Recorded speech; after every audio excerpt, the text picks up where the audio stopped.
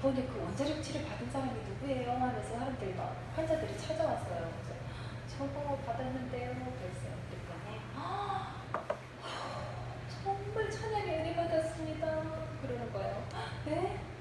그랬더니 어디선가 모르게 정말 은은하게 들려오는 그 찬양 소리가 있어서 그 찬양 소리를 막 쫓아가다 보니까 그 원자력 치료실에서 찬양이 이렇게 흘러나오는데 그 앞에서 얼마나 그 찬양을 들으며 울었는지 모른다고 하면서 그 얘기를 들려주는 거예요. 그거는 제가 찬양을 잘한다고 자랑하는 게 아니라 하나님께서 나를 통해서 하실 일을 알게 하시기 위해서 한 번 또 저게 확인시켜 주시는 그런 은혜를 또 제가 경험을 했습니다. 이렇게 이제 표현을 하고 하나님 이제 제가 그 부르심을 순종해서 이제 그 사역의 길을 가야 되지 않겠습니까? 그런데 제가 이런 시골에 있다 보니까 어떻게 사역을 해야 되는지 알 수가 없습니다. 이 사역이 필요한 만남을 허락해 주십시오 하면서 이제 본격적으로 사역을 놓고 기도하기 시작했습니다. 그런데 2005년 1월 달인데 제가 심한 감기 몸살에 걸렸어요. 2000년도에 뇌경색으로 쓰러지고 2002년도에 9월 달에 자궁암 수술하고 2005년 1월 달인데 심한 감기 몸살을 앓게 됐습니다.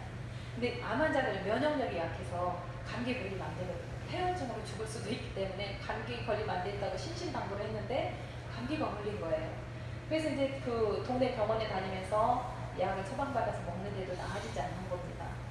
그래서 그날이 주일날이었는데 교회 가서 예배를 드리고 이제 오후에 찬양 예배를 드려야 되는데 너무 힘이 들어서 도저히 그 예배를 드릴 수가 없는 거예요. 그래서 집에 와서 이렇게 쉬고 있는데 시간이 지날수록 배가 막 불러오기 시작했어요.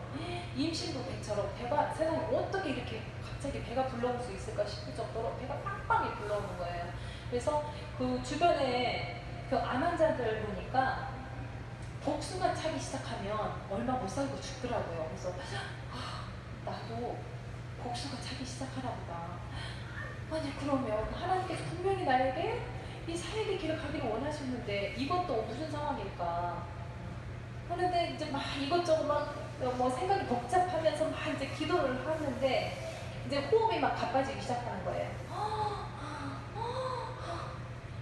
앉아있지도 못하고 서있지도 못하겠는 거예요. 그래서 전북대병원 응급실로 실려갔습니다. 그래서 이제 그 검사를 하기 시작하는데 얼마나 아팠냐면 옆에 사람이 살짝 지나가는데도 이 피부가 다 찢어지는 듯이 쩍쩍 갈라지는 듯이 그렇게 아픈 거예요. 그래서 이제 응급실에 딱 가니까 의사, 간호사들이 막 와가지고 막 이제 그 내진을 하잖아요. 그런데 막 여기저기 둘러보고 막 옮기고 침대로 옮기고 그 기계 속에 막 집어넣고 이런 과정 속에서 제 몸에 막 이렇게 손이 닿으니까 너무 아픈 거예요. 그래서 나 죽어도 좋으니까 제발 내 몸에 손대지 말고 나 좀 이대로 놔달라고 막 소리를 쳤어요. 나 너무 아프다. 제발 나 좀 그냥 놔두라고. 그렇게 해서 이제 막 가니까 호흡이 안 되니까 산소호흡기를 꼽았어요. 산소호흡기를 꼽고 이제 검사를 막 시작하게 되는데 3일 만에 산소호흡기를 빼고 이제 코로 줄을 연결해서 이제 폐로 이렇게 연결해가지고 이제 산소 공급을 받는 거예요. 자가 호흡이 안 되니까. 그래서 이제 마지막 이제 검사를 다 하고 마지막 이제 대장 내시경을 하기 위해서 대장 그 검사실로 들어갔습니다. 그래서 이제 수면 마취까지 다 끝냈어요. 그런데 검사도 하지 못하고 제가 다시 실려 나왔어요. 잠이 너무 많이 부어 있어서 초음파 기계가 들어갈 수가 없답니다. 환자가 너무 고통스러워해서. 그래서 수술 날짜를 다시 잡아가지고 배에다 구멍을 뚫었어요. 배에다 구멍을 뚫어서 이제 그 내시경으로 검사를 했는데 대장이 전부 붙어버렸어요. 유착이 됐어요. 그래서 이 환자는 응급으로 빨리 대장을 전부 다 절제하는 수술을 해야 된다. 그리고 평생 배변 주머니를 달고 살아야 된다. 그런데 지금 수술을 하지 않으면 잔이 썩어서 폐혈증으로 죽을 수 있다. 그런데 우리 병원에서 할 수가 없으니 서울로 가라. 이제 저 전북대 병원에서 이렇게 진단이 나온 거예요. 그런데 그 당시에 하나님께서 우리 가정의 모든 물질을 전부 다 묶어놓으셔가지고 정말 어려워졌어요. 그리고 저를 병가로 해줄 사람조차도 없는 거예요. 만약에 서울로 오게 되면. 그런 상황이었어요. 그래서 그냥 죽으면 죽으리라 하고 그 응급실에서 그냥 버티고 있었어요. 가라고 하는데도 가지 않고 그냥 있었어요. 그러니까 내과, 외과, 비뇨기과, 산부인과, 일반외과 모든 그과 의사들이 다 와서 저를 보고 이 환자는 우리 과에서 치료할 수가 없다. 우리는 할 수가 없다. 할 수 없다. 전부 다 저를 거절을 했어요. 그러니까 아무 치료도 받지도 못하고 오직 하나, 장이 썩지 말라고, 염증 생기지 말라고 항생제 하나만 놔주는 거예요. 근데 그 항생제가 얼마나 이게 그 독한지 이 온 몸에서 이 알코올 냄새 때문에 살 수가 없어요. 입은 바짝바짝 마르죠. 금식을 시켜놨기 때문에 아무것도 먹을 수가 없어요. 그 물 한 모금조차도 먹을 수 없는 그런 상황인데 아무것도 해주지 않는 거예요. 그 간호사가 이제 그 약이 다 주사약이 들어가면 간호사가 와서 그 약을 바꿔주면서 아줌마 이렇게 있으면 죽어요. 이렇게 고집 피운다고 이게 해결될 문제가 아닌데 빨리 가십시오. 서울로 가십시오. 그런데 뭐 갈 수가 없는 상황인데 어떡하겠습니까? 그래서 정말 저는 그렇게 힘든 항암 치료를 받으면서도 한 번도 제가 생명의 끈을 놓지 않았어요. 나는 죽지 않고 살아서 정말 하나님께서 나에게 행하셨던 그 모든 기적과 이적을 많은 사람들에게 선포할 것입니다.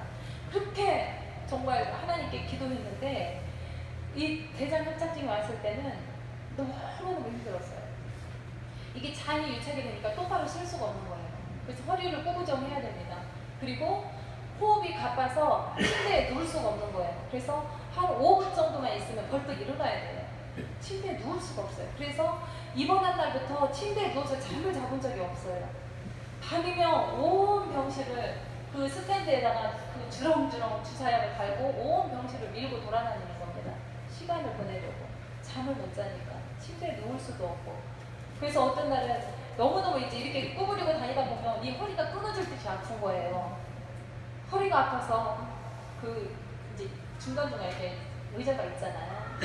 의자에 걸터 앉아서 그 스탠드 그 손잡이에다가 이렇게 고개를 얹고 있다가 졸다가 잠을 워낙 못 자니까 졸다가 이렇게 바닥에 넘어져가지고 얼굴도 상처도 나고 이런 지경이 된 거예요. 그런데 어느 날 저희 교회 부목사님께서 시각장애인 목사님을 한번 모시고 왔어요. 이 목사님은 안마, 박정희 대통령을 안마하시던 박정희 대통령의 전속 안마 시술사이셨어요. 근데 이분이 이제 목사님이 되셨는데 이 목사님이 오셔가지고 1시간 넘게 이 장을 풀어보시겠다고 안마를 하셨어요. 그런데 이렇게 고개를 흔드시더라고요. 이 집사, 이거는 빨리 응급으로 빨리 수술을 해야 될 것 같습니다. 이대로 놔두다가는 이게 장은 열이 많아서 쉽게 썩기 때문에 이렇게 폐혈증으로 죽을 수 있으니까 이거 너무 위험하다. 그러니까 빨리 서울로 가라고 하시는 거예요. 그런데 갈 수가 없으니 뭐 어찌하겠습니까? 그래서 그날 밤도 잠을 못 자고 온 병실을 막 돌아다녔어요. 근데 그 다음날 아침에 목사님이 또 전화가 온 거예요. 이 집사 어떻게 서울로 가기로 했나? 아니요, 목사님 못 갈 것 같아요. 그때 목사님이 또 오셨어요. 오시니까 우리 남편이, 근데 그때는 저희 남편이 완전히 그냥 병원에 붙어 있었어요. 저를 병간호하려고. 아이들도 방학 중이라 둘 다 병원에 있었고. 근데 제가 서울에서 그 원자력병원에서 그 항암 치료를 받을 때는 정말 용감하고 씩씩하게 제가 제 발로 움직일 수 있고 제 손으로 음식을 먹을 수 있고 했기 때문에 정말 저 혼자 이렇게 잘 치료를 잘 받고 있었거든요. 그래서 주말마다 이제 저희 남편이 그때 연세대학원을 다니고 있었기 때문에 주말에도 이렇게 올라와서 이제 병원에 오게 되는데, 병원에 오면 남편이 걱정할까봐 나는 괜찮아요. 치료 잘 받고 있어요. 잘 받고 있어요. 하나도 힘 안 들어요. 이렇게 늘 우리 남편이 걱정할까봐 이렇게 얘기를 했거든요. 그러니까 우리 남편은 정말 의학도 많이 발달했고 하나님의 은혜로 이렇게 치료가 됐다. 이 정도로 알고 있었어요. 그런데 그 전북대병원에 장협착증으로 입원했을 때는 이제 나중에 이제 제가 퇴원해서 들은 이야기인데, 우리 형님, 저 위에, 그러니까 손위에 동서가 그 형님이 하시는 말씀이, 동서 정말 시아즈를 불쌍해서 못 볼 정도로 얼마나 울고 다니면서 동서 때문에 우리 저기 아내 좀 살려달라고 의사 찾아다니고 교회 목사님 찾아다니고 여기저기 전화하면서 막 그 기도 부탁하고 정말 불쌍해서 볼 수 없을 정도로 시야제가 그렇게 힘들었었어 그러는 거예요. 근데 나중에 이제 퇴원해서 보니까 저희 남편이 그 병원에서 저를 병간호하면서 이렇게 일기를 써놓은 게 있더라고요. 근데 정말 그 일기를 그냥 못 읽겠더라고요. 얼마나 그 절절하게 하나님 만난 이야기를 써놨는지. 근데 저는 정말 이해가 되지 않았어요. 하나님께서는 분명히 저에게 이 사역의 길을 가기를 원하셨는데 이 상황은 무엇입니까? 하나님, 나를 데려가실 계획이 있으셨다면 차라리 그때 데려가시지. 왜 저를 살려놓으시고 이렇게 힘든 고난 가운데 있게 하십니까? 저는 정말 이해가 되지 않습니다. 지금 저녁이면 이렇게 잠을 못 자고 막 이렇게 허리를 꼬부정하고 다니다가 너무너무 아프면 천정을 쳐다봐요. 그래서 하나님, 제 모습 보입니까? 이러시려고 살리신 건 아니시죠? 그런데 하나님 어찌 하시려고요? 어떻게 하실 건데요? 하나님께 막 원망도 했어요.